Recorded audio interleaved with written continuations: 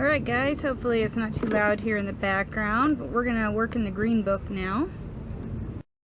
We're going to talk about chapter 3. This is behavioral modification and health maintenance. There's probably not anything in here that you are not already doing or that should be overly new to you. The purpose of what we're going to do today is just to talk about what behavioral modification is and how we can work it into our patients' lives. This is a big component of education, and when it comes to dealing with patients, you really have to make a point to stress this, because you can talk all you want, you can teach them all day long, but if they don't actually make lifestyle changes, then you've got problems. I'm going to say this because I think I'm just jealous, but the biggest scam profession in the world is the motivational speaker. Like I said, I'm just jealous. I wish I could get paid thousands of dollars for pepping people up or whatever they do. It's kind of silly, but at the same time, there's clearly a need for that, or we wouldn't have motivational speakers, and companies wouldn't pay these people thousands of dollars to come and talk to their employees. For the life of me, I couldn't tell you if it actually works. I haven't looked at that research, and I'm not going to, but you can check that out if you want. But motivating your patients and motivating your staff and your students is really important. Fortunately, in respiratory school, I never had to work too hard at this, because if you weren't motivated, you didn't last. And if you were motivated, you did the work on your own. It's sort of a personality trait of the respiratory therapist. But your patients won't all have that. So it takes a little bit more effort to motivate patients. In the past, we really focused just on respiratory therapy, but we're moving out of that realm a little bit in the bachelor's degree courses. So I want to make sure that you're not surprised at any of the things that you see in these courses.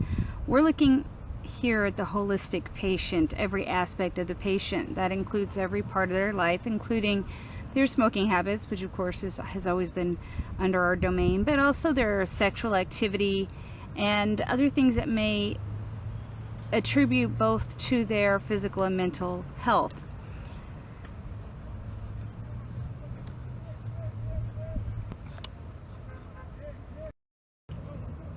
Behavioral modification, or anything that equates to lifestyle changes. Obviously, we want patients to make better lifestyle changes, but it's important for you to understand that behavioral modification can go the other way, and people can suddenly take up smoking.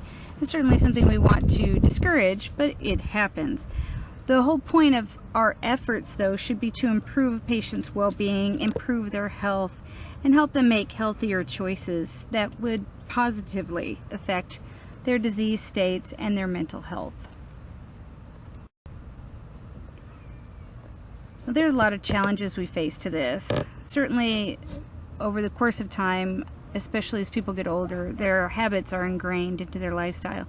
Some of these are familial. You know, people tend to cook like their parents cooked. If your mother cooked with fried a lot of foods, for example, then she probably taught her daughter how to fry a lot of foods. So those family changes are often the hardest to get rid of, because they're ingrained deeply, and it's not just you. And in fact, this affects your entire family. So for example, you go to a family gathering, and it's not just you or your mother who is frying the food, but probably your grandmother and your aunts and uncles and cousins and everybody else too. So these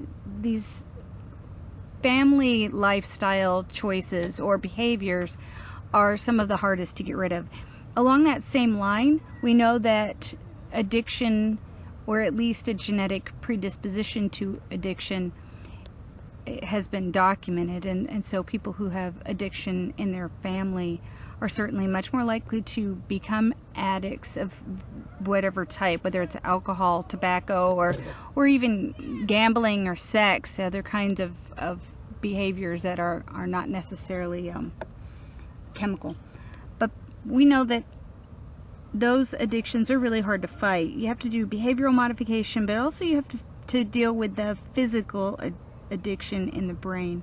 So there's a lot more to that. And if you've got a patient who is truly addicted, then outside of the realm of cigarettes, which are probably our only real good purview here, then you probably need to find an addiction counselor and send your patients someplace better equipped to help them with what they need.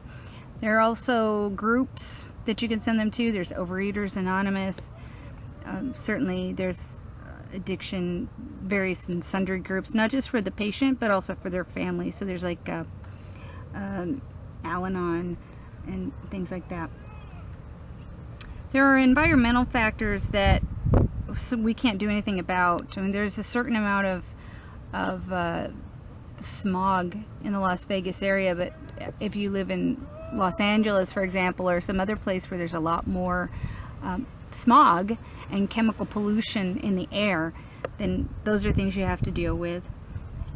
You also have to look at the mental place where people are. If they're not in a good place to make behavioral changes, then it's really not necessarily a waste of your effort, but you're not going to make a lot of progress. And you need to not be frustrated with yourself when the problem is with your patient. You have to be willing to talk to your patients, and you have to be willing to accept that you will not always be successful, and neither will the patient. So you have to encourage them to just not give up and keep trying to make these changes. And sometimes it's hard to keep being positive and try to motivate people who aren't in a good place to be motivated, who aren't ready to make those changes. You have to let patients know that these lifestyle changes are lifelong, and that's really hard to make these changes. And so I call this the shampoo method of education. Lather, rinse, repeat. This is educate, reinforce, repeat, over and over and over. It can be really frustrating, so make sure that you have an outlet so you don't get burned out. Make sure your patients have a good outlet too. And don't give up on them. It can be really frustrating. It can be very frustrating. How many patients have you tried to give a treatment to and they said, I can't take the treatment, I have to go smoke? But there you have it. And as I said, you've got to be ready for the long haul, and so do your patients. So make sure that everybody's on the same page. Have your patient help you, if at all possible, come up with an action plan for changing their behavior, things that they're going to do, things that you can follow up on, and just try to be compassionate and understanding. So it can take a lot of time. You have to take in all their cultural beliefs, take that into consideration. That could be, often it's dietary related, but not always. Most of it's dietary, though. Make sure that you're not giving your patient any information or handouts that they can't read. It's been well documented that if a patient has behavior that is not healthy for them, take smoking for example, and you replace that behavior with something else, that patients will be more successful. So in particular, you're looking at replacing not just the smoking itself, but the psychomotor portion of smoking, actually putting something in your mouth, holding something between your fingers, or making all kinds of hand gestures here that you can't see. So you could just imagine me doing that. Anyway, we know that when you give people a replacement behavior, give them a pencil to chew on, or a carrot to gnaw on, it tends to help. If the patient does not cook for themselves and you need to replace or change dietary habits, then you need to make sure that the person who cooks for that patient is involved. And then of course we know that support groups work really well. I mentioned before that you have to expect setbacks. We know that it's going to happen. Just warn everybody ahead of time and then roll with the punches as it happens.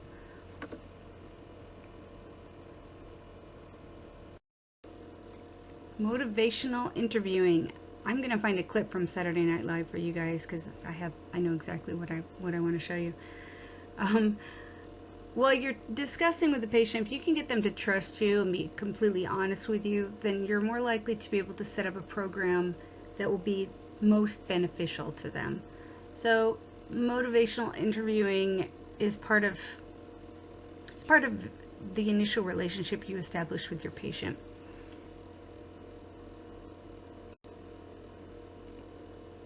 There are general principles that your book lists, such as good listening skills, asking open-ended questions, that sort of thing, being very encouraging for your patient, helping them identify what they need to change, because if they can identify it within their own life, they're more likely to change it rather than have you point it out to them.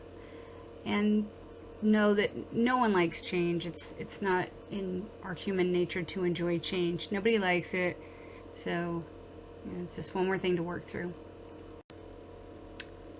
We are a fat nation. There's no nice way to put this at all. You guys know all the statistics, you know all this stuff, so I don't have to go into this too deeply, except to point out that people tend to be overweight for a couple of reasons, and they're usually not just about overeating.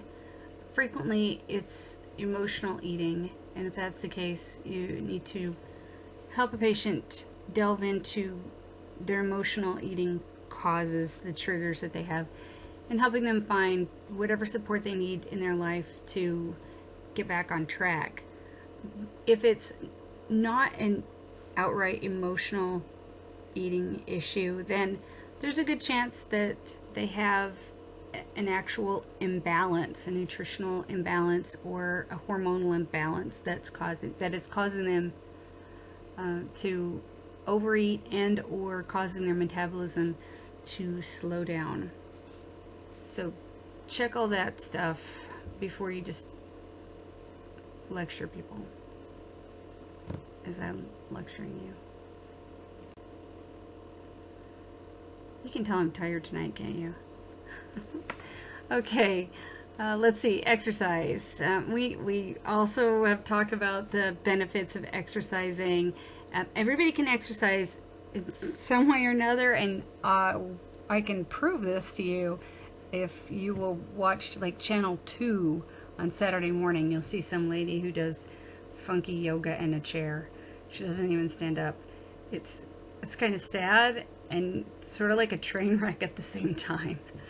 Anyway, there's lots of different exercise forms for people at different stages with different things wrong with them. So, you know, you can always find a way for someone to exercise, and the more they exercise, the healthier they become, the more exercise they'll be able to do. So it's a wonderful self-fulfilling prophecy. I'm thinking at some point during the semester you may have a smoking cessation project. It's really, really hard for people to stop smoking. Certainly the best thing is to never start in the first place. It's so hard to stop that the rate of failure is higher in this than almost any other recurring bad behavior. So it's pretty hard to stop, and there are also secondary factors. Once people stop smoking, they tend to gain weight, for example. And so you have to replace one unhealthy behavior with healthier behaviors, and you can't just have them stop smoking. You really do need to have them replace the behavior, or bad things will happen. You can't really talk about bad behaviors without talking about unhealthy sexual behaviors. And the rate of STDs, particularly in teenagers, has never been higher. It's really disturbing. On the upside, almost all the STDs are easily treatable, but preventing them in the first place is certainly the best way to deal with these.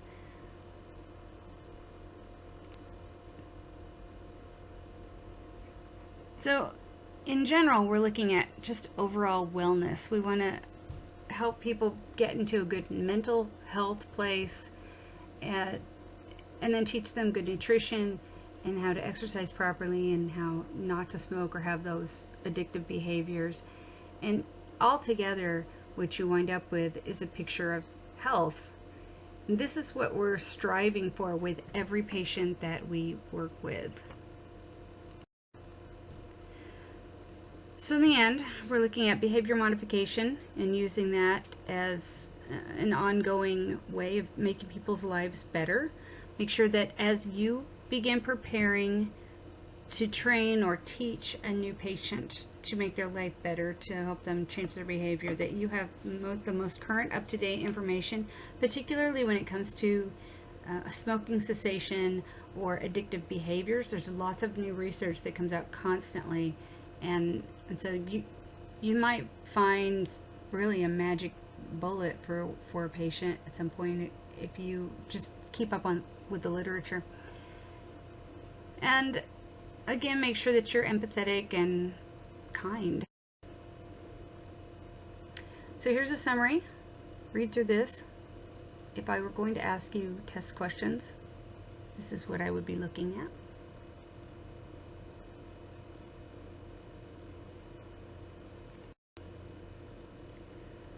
Here is just a little table from your book that I found interesting. And it's got guidelines for physical activity.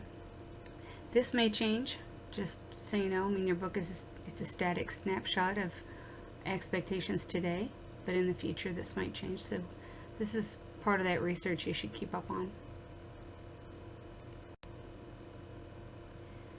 And another little chart. You know, when I think you guys have been RTs long enough to know how to answer some of the questions or concerns that people have about cigarettes, but you know, most of the time people just assume your lungs go first, and frequently they do, but you're just as likely to have problems with memory, especially short-term memory, and in your heart before you have problems with the lungs.